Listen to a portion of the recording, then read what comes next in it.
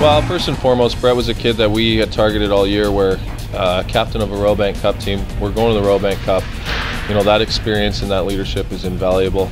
I also thought too that if there was a team that Brett could jump in and be most comfortable with, it would be the Vernon Vipers, in the sense that he played with a lot of players either in Surrey or with the Okanagan Rockets throughout his time in the Okanagan. It's almost like a hometown team for him. So he's just a player that adds such depth, and he can play, you know, the offensive-minded part. He can play the shutdown role. He can be a huge PK. He's a guy that I pretty much throw out first in all situations. So it was a huge acquisition for us. You know, parents put me in hockey from a young age and fell in love with it, and so I just progressed up the different levels, and you know, the idea of playing hockey and being able to get a scholarship to a U.S. school appealed to me, so that's sort of how I ended up in junior.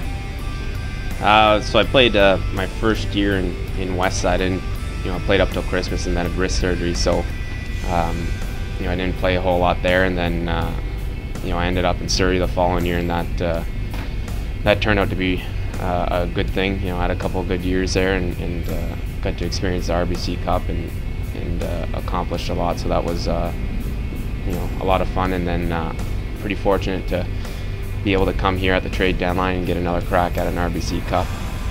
Yeah, it's bittersweet, of course. Playing in Surrey was a lot of fun, but also coming here presents a lot of new opportunities. I think it was mutually beneficial for Surrey and myself to part ways, then get some futures for next year, and and me to be able to get a crack with another good team at an RBC Cup.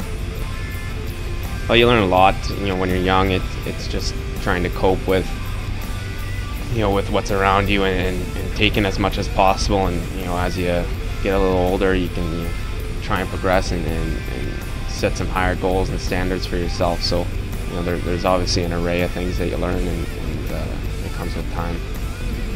I talked to the coaches a little bit last year about Holy Cross and whatnot. It's a pretty good academic school, which was important to me, and then they have a good hockey program, so it seemed like a no-brainer at the time. Time now for Rapid Fire with number 15, Brett Mulcahy. And Brett, why do you wear number 15? Weren't many choices when I came here, and number 10 was taken. West Kelowna, Surrey, or Vernon? Which jersey do you like the best, and be honest? Oh, I'd have to go with the one I'm wearing with now, Vernon. Playing it safe. Favorite team to play against? Probably Penticton. Any reason why? It's always a pretty emotion-filled game, and turns out to be a good battle. Favorite arena to play in? I enjoy Penticton City. Who on the Vipers has impressed you the most? Liam Coughlin.